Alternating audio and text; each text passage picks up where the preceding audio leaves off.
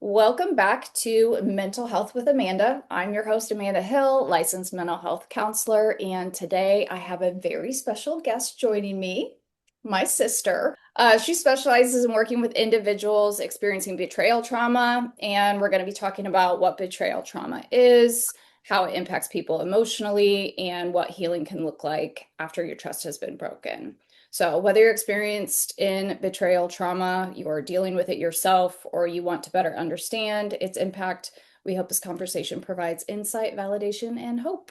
So, let's jump right in. Let's jumpy jumps. So, tell everybody a little bit about how long you've been working in betrayal trauma, kind of what your credentials are, and how you got into it.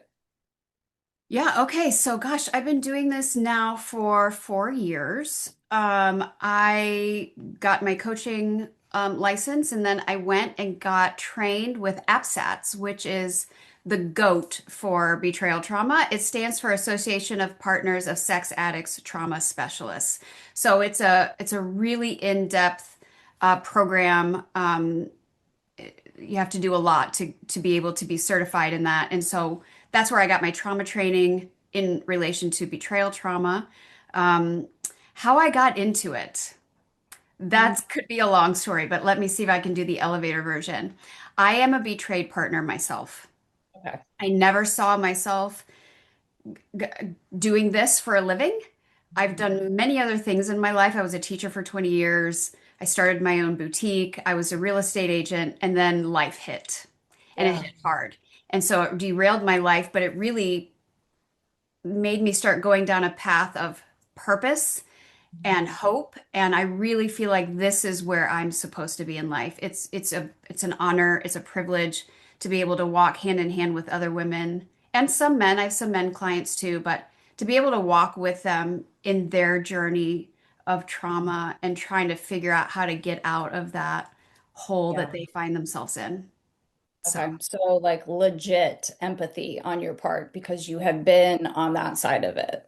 yeah, and I always say to my clients, I might have a lot of letters behind my name, but the biggest letters are betrayed partner. I get Mhm. it on a soul level. I've been there. I've been on the bathroom floor, not knowing what in the world just happened to my life. Mhm. And I've been able to find hope Mhm. out of it. And so I think that's important for them to know. Yeah. How much do you think that the fact that you have been through it shifts things for the people that you're working with as compared to maybe someone who, like myself, if I was just trained in it, but I haven't experienced it? Mhm. Well, we all heard the Me Too movement. Hmm. So it's like when you talk to somebody who's been in your boat, who's been that destroyed, whose life has been completely shipwrecked, they I can say, yeah, me too. And then it almost like I see my clients come to my meetings with me and they're scared to death. I mean, the person that was the closest to them, their person, their safe place is now the villain in their story. And so safety is a big thing. And so I can automatically just say it's safe here. Like Yeah. there's nothing you're going to tell me that I haven't already heard or Right. experienced. I Yeah. get it on a Yeah. soul level. And that I can see their nervous systems just calming. Yeah. And That's that's, so funny. I was talking to you earlier about how with a couple of my clinicians, we went to a training this morning and it was on sex addiction and betrayal trauma. yeah, And one of the main things the trainer was talking to us about was how hard it is for the betrayed partner to come in and trust a therapist yes, because I trusted this person who was my partner. that's So right. how am I supposed to trust anyone, including my therapist? So how hard it can be for someone who's working Yeah, with, the betrayal person, but also the betrayed partner to establish that yeah, level of trust and yeah. safety. It's a really unique avenue that I'm on. It's very different than like they're not coming to me for just life problems. It's Mhm. very nuanced. And so, yeah, they can come and be like, this is, she knows, she just knows. And so that safety is already kind of Yeah. there. Yeah. Okay. So, with your work, do you do mostly focused on the betrayed partner, or do you do like couples sessions with the person who has betrayed the partner as well? Yep, great question. So mostly the majority of my work is with betrayed partners. Okay. Now, that being said, it's very important in this field. We have found that couples work is important, but it has its time and its place. We Mhm. really feel like at the beginning when D-Day happens and discovery is there and your world is blown apart, it's so vital for her to get help for Mhm. her heart and for how do I manage to get out of what I found myself in safely, and then for him to go find a CSAT, a certified sex addiction therapist, somebody who is versed in this world to get him to get some stability under him as to why this happened, where did it stem from. He needs to do all of that work, but her work is almost kind of detaching at first, finding some safety. How do you regulate your nervous system? Mhm. Self-care. It's about her. And it's very Yeah. hard for betrayed partners. I can attest because I was one. We want so much to control what our Yeah. spouse is doing. You need to see this therapist, but are you doing this group? But tell me, but you are like, we're holding so tight that we're getting rug like burns, like rope burns. Yes. And it's Yeah. hard to try to get them to drop the rope of their husband's recovery so that they can work on what has happened to them, make sense of it.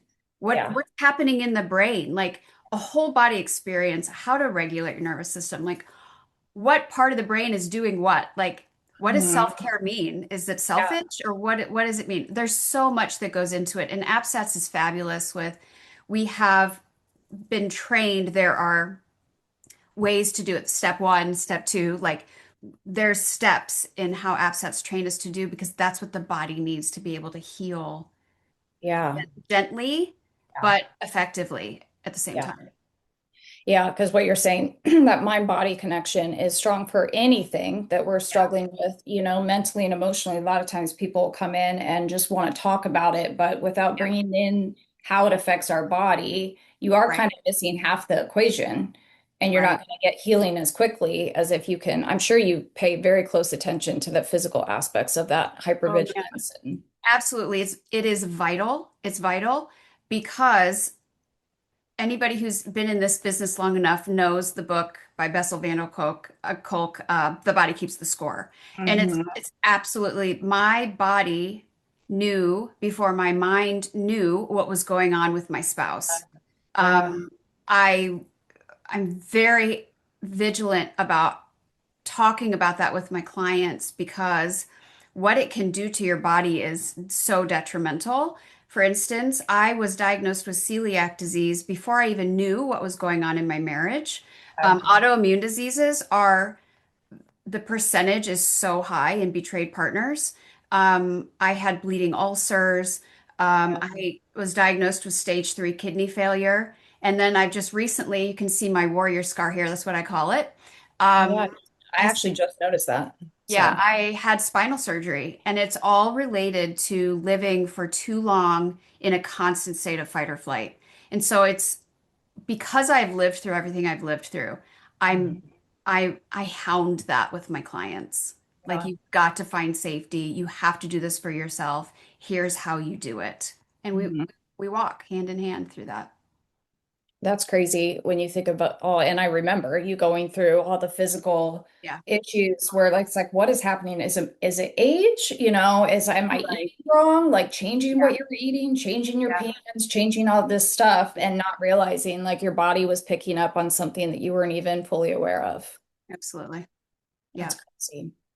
Yeah. Um, so just out of curiosity, if someone comes and, they realize that they are betrayed now, so something has been found out, however that happens, what is the typical, and I know there's not a like textbook time, but like what is the rate of healing for people? Like, is it years? Do you see a change in months? Like, is it all over the board? What does that look like? Mhm. Hmm. It's kind of all over the board, but if their husband chooses to do good recovery, let's just start there. It's a and she's getting help from like an absence coach or somebody like me. Um, it's a good 3 to 5 years. And I hate saying that because like I remember my therapist telling me that, and I was like, I just started crying. I'm like, there's no way I can do this for 3 to 5 more years, but I did. And the 3 to 5 years doesn't mean you're going to be in this hell for 3 to 5 more years. We're going to walk you through. It's going to get a little bit better. It's the 3 to 5 years at the end where it's like, okay, we feel pretty stable. We Yeah. feel pretty good. But I've seen women that have been doing this for 27 years and their hypervigilance, their nervous system is still as high as it was 27 years ago. But then I also see women that they're all strong. It's amazing. The women that come to me are the most amazing humans I've ever met. And you just think to yourself, how it's part of the disease. I understand that. But there are women that come that are like, I care about this for myself. I'm going to do whatever it takes. And they actually listen to what I'm having them do, and then they feel better. They get healthier quicker. So it really depends on the person. It depends on how much trauma there was. It depends on what their husband is choosing to do or not to do. So it's nuanced kind of per woman, but what sucks about it is that they didn't deserve this. They didn't Mm. do Yeah. anything to create this. It Yeah. wasn't about them. This predates them, Yeah. but they find themselves in this boat now, and Yeah. it's up to them to get the healing and the help that they need. And it does cost Yeah. money, and it is costly, and it is hard, and it is scary. But if they have the right kind of help, Mm. they can make it through. Yeah. Yeah, we see this a lot with people who have really bad trauma, of Yeah, any kind, and that's trauma. But a yeah, lot of times if you've been abused as a child or you have trauma for years, yeah. plural, your nervous system almost gets like fried. Oh, And yeah. so when we talk about someone who is like fight or flight, Mm. we're in that fight or flight, but sometimes when you have trauma repeatedly over and over again, you almost lose the fight or flight where you're just numb Yeah, or fight, you're flight, just freeze, or dead. Yeah. fawn. Yeah, absolutely. And those people, I feel like when you've gotten to the point where you can't even fully be aware of when you're in fight, flight, or Yeah, freeze, any of that because it's so fried, yeah. because it's just been repeated over and over and over again. Well, that's the one thing that we do as APSATS clinicians. We really teach a lot about, first of all, the addict, what's going on with the addict in their brain. Mhm. The more knowledge I think that we as betrayed partners can understand about maybe why this happened, Mhm. what's going on physically, neurologically, whatever in the partner's brain, but for us also what's going on in our body so we can make sense of why we're feeling certain things. You're not crazy. Mhm. There's a reason behind this. I remember like it was yesterday. I was talking to my therapist. D-Day had just happened. I didn't know right from left. I was walking in quicksand. And I remember her say, and I felt like I was crazy. She said, there's a diagnosis for this. And I was like, there is? Like, I had never heard the term betrayal trauma. And she said, it's called betrayal trauma. And I took a deep sigh breath and I was like, okay, so Yeah. I'm not crazy. There is a name for this. Amen. Okay. Mhm. Yeah. Yeah. And that helped me start to move forward. It's like, okay, well, if you're talking to a doctor, what do we do? What's the next step? Yeah. Yeah. Yeah, well, because otherwise anyone is going to feel like they're going crazy. If we take it Yeah. to a physical like ailment, you're like, Yeah. but no one else here listening would know. But like the itching I had in my arms for Right. like a Right. solid year and a half. And I went to every single doctor ever. And it was like, I literally feel like I'm going crazy. Like I Yep. am going crazy, but I feel like I'm going crazy Yeah. until Yeah. someone figures out what it is. And then you're Exactly. like, okay, There's a name. Got yes, it. So something. you I'm have a not crazy. protocol now? What's the protocol? I remember telling my therapist, okay, tell me what to do. Yeah, And she'd be like, I can guide you, but right. really it's up to, and I'm like, no, I don't want that answer. I want you to tell me what to do, but that's not how it works. Yeah, We because it's different guide, for the we person. help. we educate, and Mhm. we hold their hands as they go through it. And that's really what they need. Do you feel like you have when people come into this, and I don't even know if I want to say it that way, how often, I guess, would you see someone come to see you for betrayal trauma who has a partner who is willing to do the work alongside them and take ownership of that as opposed to being like deuces? Without question. It's not as often as I would like to think it should be. Um, what I find more is the husband has been found out. I'm just going to use those pronouns for now because I know Right. sometimes it can be It's different, but the husband has been found out. D-Day has happened. The secret sexual basement is now has come to light, and he's terrified. So he's terrified, she's terrified. And so often what I see is at the beginning, I'll do anything you want me to do. Of yeah, course, I'll go to this yeah, intensive. I'll go to these groups. I'll see this CSAT if you want me to see them. But then they realize when they get there, which then of course gives the wife like, some okay, hope. right, Mhm. okay. But then they get in and they realize how much work Work. this is going to be and how much feeling they're going to have to feel because sex addiction is actually an intimacy disorder. And Okay. so intimacy with other males, with their spouses. It's just intimacy in general. They would rather avoid all of that. Most Mhm. men are avoiders anyway, I think, but they would just rather avoid that than to feel what they have to feel to be able to understand why they are where they are. And so, what I find is that at the beginning, most men are like, sure, sure, sure. But then they start to backpedal, which then takes her to a whole nother level of fear and trauma. And so we try to navigate that. But at least for the other therapists and coaches that I work with, we have a great circle of care, with we can talk with each other.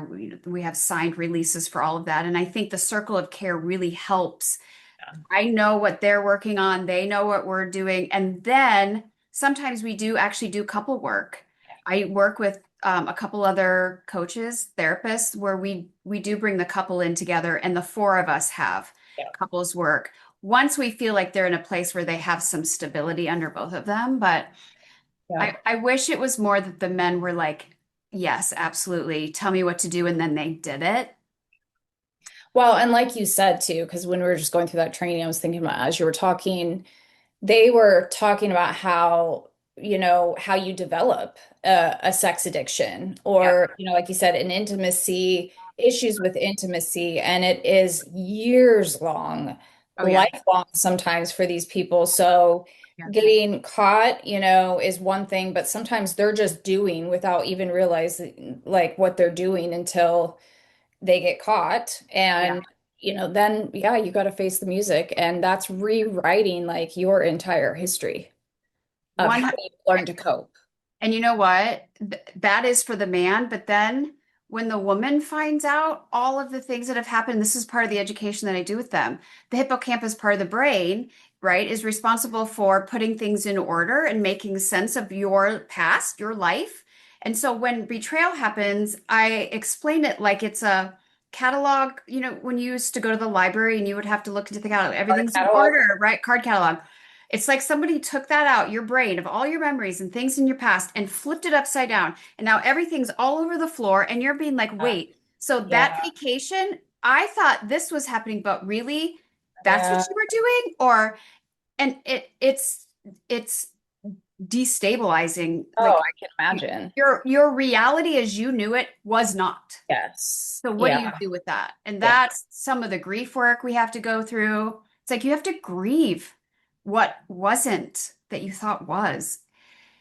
There's And so, how hard is that so for like the betrayed, like, because I'm thinking if that's me, whether I'm a guy or a girl, it would be so hard for me not to like go to my partner and be like, and what about this? And then what about this time? And what were you doing this time? And like, absolutely. I have 8,000 questions for you because now I'm replaying everything in my head. And the hard part, and and that's part of, they're asking those questions because they're seeking for safety. Yeah. They're seeking for any type of safety they can find. And the hard part for the husband then is Mhm. she's asking all these questions because she's really searching for safety. She's not trying to dig at him. She's really just, please help me. But the hard part is that he's not safe yet enough. He hasn't done enough work on himself to lean into her fear and her questions and see them as an invitation to lean into her pain to help her heal. Instead, he takes it as defensive and wants to Mhm. again run.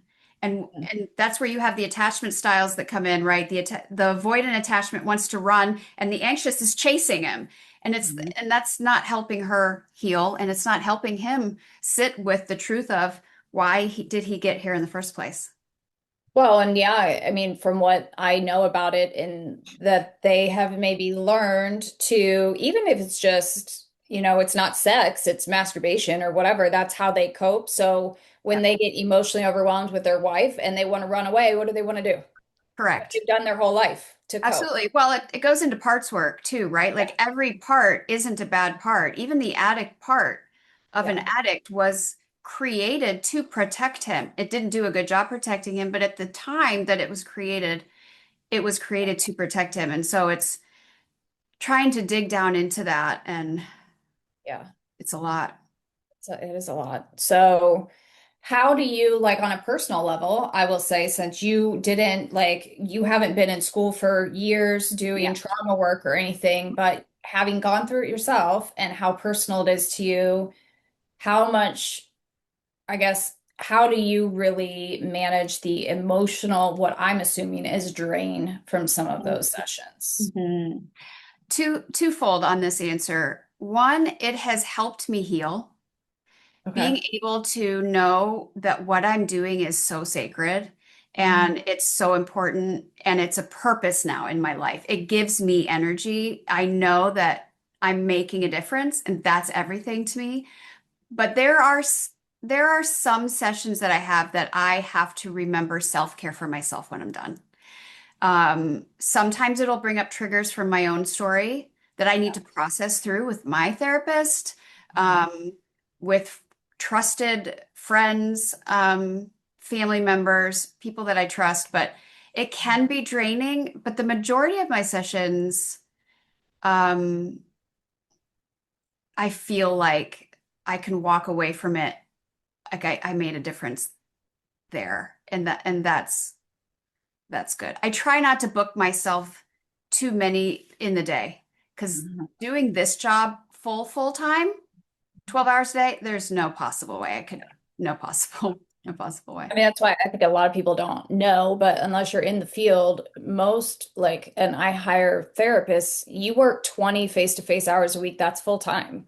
Yeah, I mean, people will right. do close to 40, but they're a little Yeah, crazy right. because Exactly. 40 hours face-to-face per week of listening to other people's stuff and Yeah, trying not to carry that and then bring it home with you, that's yeah. a lot for anybody.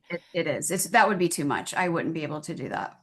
No, So I and it limit it. really, burnout is so high for people that try Oh because you yeah. just shouldn't be doing that. That's just Yeah. not, it doesn't make you a good therapist or coach for your client if Right. you're burnt out. Right. That's defeats the Yep. purpose. Yep. So the So, gym, here I come. It's yeah, like where can I go after this to be able to really process and yeah. work through Get it out. and Mhm. yeah, get it out. Yeah. Uh, so I know that as a therapist, sometimes I struggle and I talk to my staff about the struggle of like wanting to rescue. Oh Like yeah. I just like Can I I want just to fix it? I be just want to so fix it. invested in Mhm. our clients, and it's like I want to fix this for you, and it's Yeah. maddening because Yeah. that's not what we're there for, but also we can't do it. So I have to imagine that is like extremely hard for you to not like want to swoop them all up and take care of Yeah. them. Yeah, especially at the beginning, when Yeah. their life is just completely derailed and they're sobbing on the other end of the screen, and you just lean in and feel it with them. You hold space for them, and that's the heartbeat of my company, Heart of Hope Coaching. I will Mhm. try to hold that hope for them until they Yeah. can hold it for themselves, and I think that's important. They need somebody to be able to do that for them and keep speaking over them the truth and the hope and the possibility and they're not going to be here forever, even though it feels like it. Yeah. It is hard. You just want to fix it. Yeah. Especially when you know you literally know what it feels like to be in their shoes. Absolutely. Yeah. I don't know if you really even know, but how much of the people that you work with who are betrayed are dealing with an aspect of more pornography versus actual sex addiction?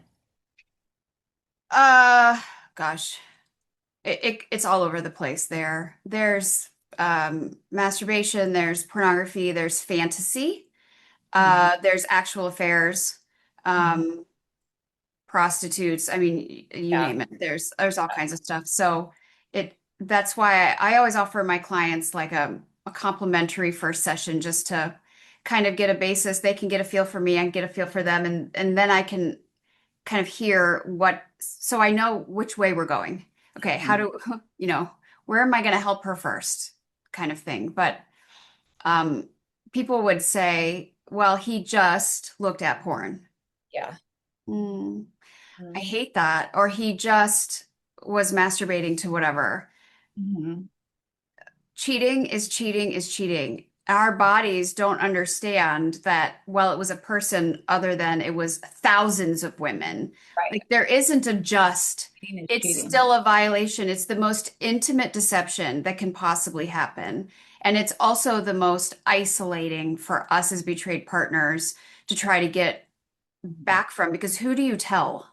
Mhm. If your husband's an alcoholic or they're a gambler, it's much more socially acceptable to be able to talk about that. My Mhm. husband's a sex addict.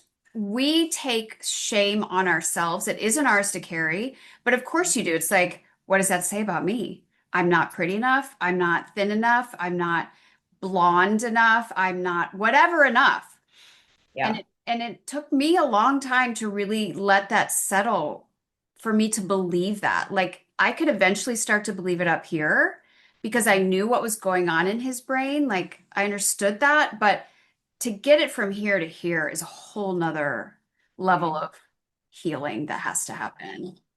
That's a huge part that it's so funny that you just said it because it's like word for word what our trainer was talking about with the way the betrayed partner feels is I'm not enough. Like I'll never be enough for them. I'm never gonna be pretty enough or smart enough or no one's gonna be able to give me what I need or whatever. And then sometimes goes all the way to this side of like, well, I'll just get bigger boobs or and so we're doing plastic surgery and all the Yep. things we need to do to be better when that's not even really what it's about. I'll starve myself. I won't Yeah. eat. I'll bust myself at the Yeah. gym. I'll whatever, because clearly I'm not enough. Yeah. Yeah. Felt I felt it on a soul level. I felt Yeah. that. Yeah. Apparently, there is a lot of times a lot of co-occurring disorders with maybe not as much the betrayed partner, although depression and anxiety could go along with that, but Yeah. their partner as well. Do you ever see any themes as far as like any mental health diagnoses that you know that are present? Um, from talking to men that work with these men, ADHD is a big one. Yep. That's a big one. I don't want to say I don't want to say narcissism, Personality but disorders. yeah, but I feel like a lot of addicts have narcissistic tendencies because this is a very selfish Mhm. addiction. So yeah, we'll see kind of those things come up in the CSATs have tests that they can run to kind of test for what other coexisting issues are happening there. I'm glad that's on their end. Yes. Yeah. Yeah. The trainer from this morning said that they see a lot of narcissism with, and she said the same thing, not necessarily that we're diagnosing, but a Right. lot of narcissistic traits Mhm. specifically with the men. And Yep. then women that have sex or, pornography addictions, we see a lot of borderline. Yeah. And the narcissism and borderline are kind of hand in hand in a lot of ways, and borderline more so with women. So, those are definitely, she said, personality disorders, mood disorders, Yeah. anxiety, OCD, Oh gosh. Yeah. PTSD, substance abuse Yep. issues, and then the paraphilias, so like the super, different sexual preferences. But Yeah. I was wondering about that. Talk really briefly about what you think the biggest challenges are. And I know you work a lot with the betrayed partners, but of today's challenges, technology, websites, apps, online, everything is effortless, it's free. Like, how do you even coach somebody through something like that? It's everywhere, obviously. Like I remember being shocked at things I wouldn't even think about because my brain doesn't think that way, right? Right. So it's like Temu and Amazon and like it's everywhere. If you want to find it, you're going to find it. For us working with betrayed partners, it is obviously something that they want to try to control because, again, searching for safety. Mhm. So while we think monitoring their computers with the like Covenant Eyes, we think that's a Yes. great idea. We recommend it. I think it's good for him and for her. Across the board, I think it's good stuff. But when they start being hyper vigilant about, but what about this? But what about this? It's like what we try to do is pull them back. We try to slow everything down. They're going so fast in their brains. Slow it down. Let's talk about what if. Yeah. Because if they're going to cheat, they're going to Yeah. cheat. And it doesn't matter if you're monitoring, if you're there 24/7, if you're searching your bank record. Like Hmm. if they're going to, they're going to. And if they do, then that's more data for you as to how you're going to move forward, what steps you need to make forward for yourself. But it's so vital for them to try. I know it's hard. It's really hard. And we don't expect perfection, but as best they can, we teach them how to do healthy detaching, how to really focus on them. What do I need right now? I know this is what I think he's doing. And in knowing that, what do I need right Sure. now? Is my Yeah. nervous system, what do I need to do deep breathing? Do I need to take a bath? Do I need to go to the gym? Do I need to listen to worship music? What do I need to help calm myself down? Because I need to care for myself. It's like when you're in an airplane and they always say, like the moms, put the mask on yourself first. Same concept. Put your mask on you first. The husband will still be there. Take care of you first. You're Mhm. vital. What happened to you matters. Yeah. And and and it's like trying to pull them like a rope apart. They're so Yeah. wanting to because please, I just need safety, but Yep. there is safety Yeah. detaching. That's where we're trying to get them to. It's, I know it is so difficult to do that. Yeah. It's the definition of easier said than done. It is not fair. None of this is fair. I mean, that in general is just like when you deal with someone who has high anxiety because they want to control their environment. And Yeah. whether it be like, what my partner's doing or, what my boss is going to think of me at work or is my dog okay? Whatever it is, if Right. you're Right. highly anxious, you're trying to control your environment and you can't. Yeah. But convincing someone like that to let go of that control is like, that's just It's who I am. I can't do that. That's too scary. it's a tall order for sure. And it takes time, but the women, they're so strong. They're so strong and they're so brave and you see them trying. And then they'll come back and be like, but I ended up doing this. It's okay. It's okay. Yeah. No There's one's room for perfect. that. This is part of healing. This is part of growing. This is part of this Yeah. learning this trauma. Like it's hard. It's Well, heartbreaking.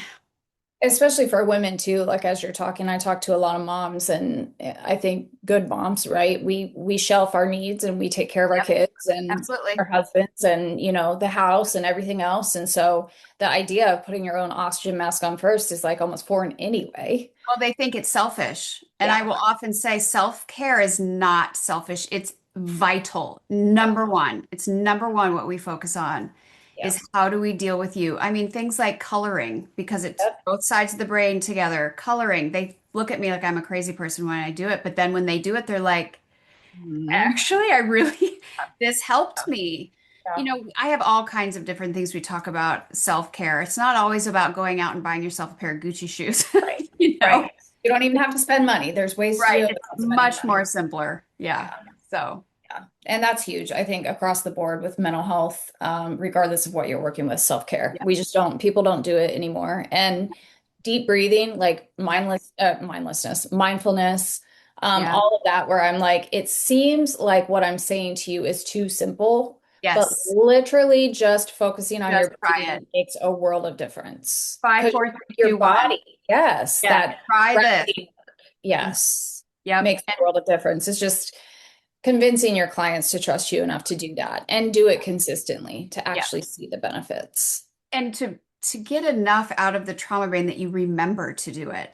I mean, Mm. there would be times where I would be on the bathroom floor crying. I knew what my therapist said to do, but I was in a state, right? So it's just teaching that. It's teaching it, it's repeating it, it's going over and over with them with empathy and care so that Mhm. they can start to remember to do it for Yeah. themselves. I know if I'm trying to, of course, I tell people it takes, as much as I hate to say it, say 30 to 60, sometimes 90 days to create a new habit. So your Absolutely. whole life, you've never thought of doing that. You're going to have to be like super intentional about doing it. And we're Yeah. busy, life is crazy. So I always tell my clients, like, get some post-it notes. You Yep. put one on your bathroom mirror, you put one on your fridge, you put one next to your In bed, you your put one in car. your car, Yeah. like deep breathing or grounding, 5 4 3 2 1, whatever Yep. you Yep. want to write down, because even if you're not thinking about it, even if you're not in a high state of anxiety, do it. Do the breathing, Absolutely. Yeah. because you're keeping your body regulated. And if your body starts to dysregulate, then your mind is like panicky, like we have to Right. panic now. And so we're just trying to keep that signal going from the mind to the body and the body to the mind that like everything's okay. We can breathe normal. We're not I'm being hit safe. by I'm bear. safe right now. I am Yeah, safe right now. You know, yeah, I tell them, put your hands over your heart, take a deeper, do the breathing, and I'm safe. I mean, yeah, sometimes that's all it takes, yeah, but it yeah. takes practice, just like anything else. Like you were saying, the new neural pathways in the brain, it takes time to create Yep. those. Yeah, it really does. Especially, and we can even relate that back to the person who is addicted, Oh, where, absolutely. years ago, I treated a guy who had a sex addiction, and he was introduced to it by accident, saw his dad watching pornography when he was three Yep. or four, in the middle of the night, walked by and saw it. And then from that point on at night, he knew when he got up, he would see that. And you're 4 years old, you don't really know, but every year he got more into Yeah. like getting up at night and sneaking and watching it without his dad knowing. I mean, if we were to look at his brain, like Yeah. the way it was wired was completely off from what a child's brain should be wired. So to be an adult and struggle with sex addiction, duh. I Absolutely. mean, you were fed that from the time your brain was Yep. just blank, a blank Trauma. slate. Trauma from childhood. I try to tell my gals all the time, it's like this precedes you.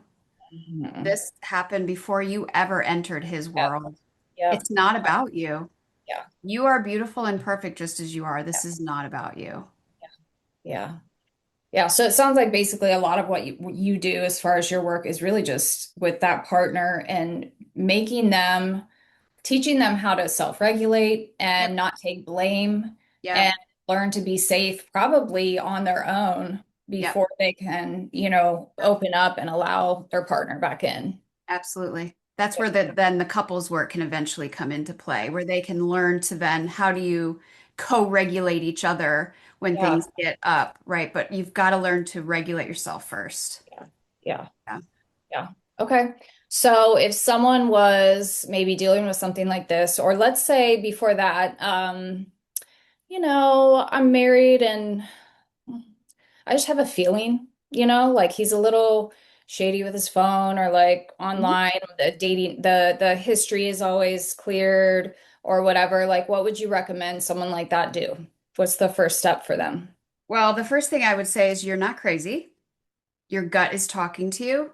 And in my opinion, people can come at me at this, but it's my experience with the women that I work with as well. Your gut is not going to lie to you. Your gut is right. Mhm. So the first thing I would tell them to do is bring it up. Mhm. How do they react? What do they say? Are they minimizing? Are they gaslighting? Are they deflecting? Can you sense a change in? And if that's the case, then there might be something there. Yeah. Um, yeah. Okay. So let's say I'm that person and I bring it up to my spouse or my partner, and maybe they deny it. Maybe they're like, okay, I looked at a couple of things, it's not a big deal, whatever, minimize. Um, Would you recommend someone like that seek out someone like you right away as they process their feelings around that? Like, what should they do at that point? At that point, it's hard to be able to say because they're not sure there's been betrayal. They're not sure what's happened to their life, and so they're kind of in that I don't know stage. Reaching out to somebody like me can give them some more Clarity. insight and Okay. clarity as to what maybe they can look into, Yeah. um, and start already taking care of themselves Yeah. because Okay. it's not, it's really not about them, it's about us. But if they're feeling those feelings, then those feelings matter and they are valid.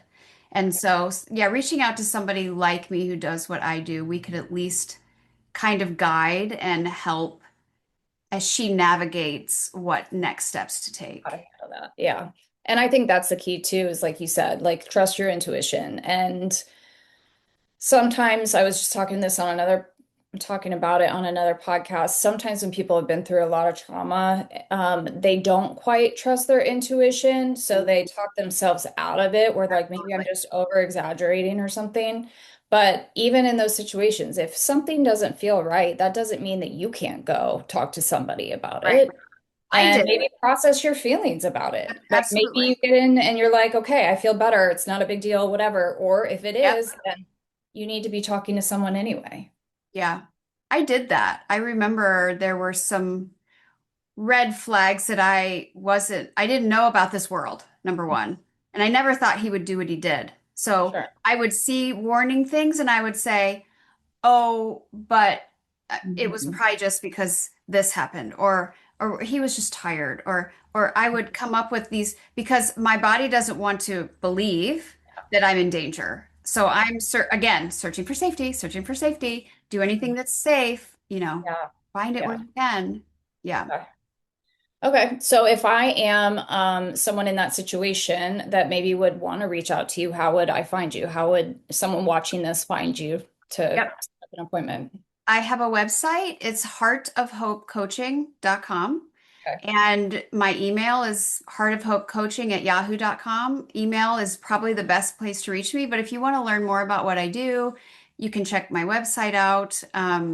Again, I do offer complimentary half an hour sessions to get to know each other, kind of hear a little bit about her story, see if they feel like I'm a good fit for them, and vice versa.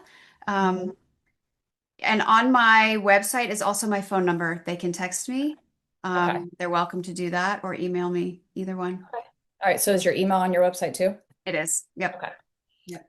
Right. Well, thank you for joining us today. Thanks for having me. And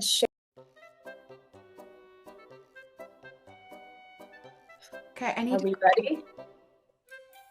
hold on. I need to do my setting. Pause and hold. Okay. Video Ready. text. It's fine. I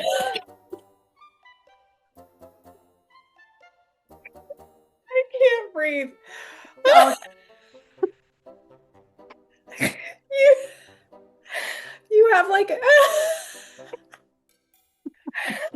my makeup's gonna blur. what is going on? It's like a Fu Manchu. I mean, does it fit? It even comes down a little bit. See? It's like I have hair that. Oh Yeah. my Oh, word, wait. oh boy. Okay. I wonder if you did it like Wow. this. Now you should. Like Ronald McDonald. Oh, blue. Oh my God, Gersh. I mean, What does it do to my eyebrows? ew. Not that No. eyebrow. Ew, look What's at this? that one. I can't. Change your lip Darker. color. We should do the super dark ones. Does Make this them. lip color even look real? It kind of does. Yeah, I didn't You know don't you have could to change worry it. about replenishing. I know, that's kind of nice. Okay. All right. Well, now Now you we know. know. Now we know. Now we know. Now we know. And you still have a mustache and beard, so it's weird. I'm keeping it. I'm keeping it. Okay. I'll just go, I'll follow your lead Yeah. and I'll just answer And if I'm questions. like, hey, stop talking, I'm done talking to you, then we'll And just I'll do be that. like, and you're dead to me. So bye bye. Today I have a very special guest joining me, my sister. Very much older sister. Okay, we don't need to say that part. Delete and Thank rewind. you Just for kidding. joining us today Thanks for having me. and sharing all about betrayal trauma. You're Okay. welcome. So when We we were didn't have talking any. about wait, what do you flip your hair around? It looks better on this side. Yeah. Why? Flippity flips. What's happening? What's going on with your necklace? I don't understand. Get your stuff together. Self-care. Self-care, Carrie. Self-care. You preach it. Falling off the self-care. And is that Self-care. a Christmas tree in the back or what? No. This is, it's just a twinkle tree with Looks like petunias July. on. Okay, you know what? Okay. You know what? Okay. Okay. Okay. Makes me happy. So Okay. And I have like that big mirror or that mirror behind you. I have big ones in my room. obsessed. Mine are better. Okay. Okay. Rude. Also, so since you're like quite a bit older than me, probably like, I don't know, like I guess I won't give numbers out like 25 years older. Um, Okay. Tell me what it's like what it was like back in the 1800s. What was betrayal? Love that you think that. So, aren't you cute? Oh, So, are you doing this because you can't see the okay, screen? you know what? Okay. I do have bifocals in, so contacts, bifocal I was like, well, I guess I'm not contacts. writing notes because I Murdering. can't Do see. you have contacts? No, Oh, it's coming. Prepare yourself, youngin. I'm doing contacts. I refuse. Prepare. Then are you going to be wearing all glasses all the time? You got to see stuff. About No, what but is wrong with our parents in that they have three of their daughters ended up going into some sort of trauma therapy treatment. Maybe we should talk about that. What's going on with our parents? we're all doing trauma work. Hmm. Question. Coincidence? Hmm. Hmm. Oh, about it. Well, for me, I was just really scared of you when That you were wasn't in high school. scary. You'd be super mean. You were scary to me. I'm still scary, so beware. Yeah. I cried myself to sleep at night. Actually, I had to do a therapy session right before this just because I I have was to meet taking with in my Kari. boots. Is there, can I put ice packs under my armpits Yes. just so that I can regulate while I'm talking to her? That would be great. Yes. That's what I'm doing. My lower body is all covered in ice right now. I can't feel it. Therapy bills. Right. You're going to start getting itchy. I help produce character. Oh, okay. That's what we want to call it. That's what we're calling it today. You gave me lots of character. I did, and you're welcome. I'm here to serve. Okay. I'm here to serve. You're a people helper. At the core. All right.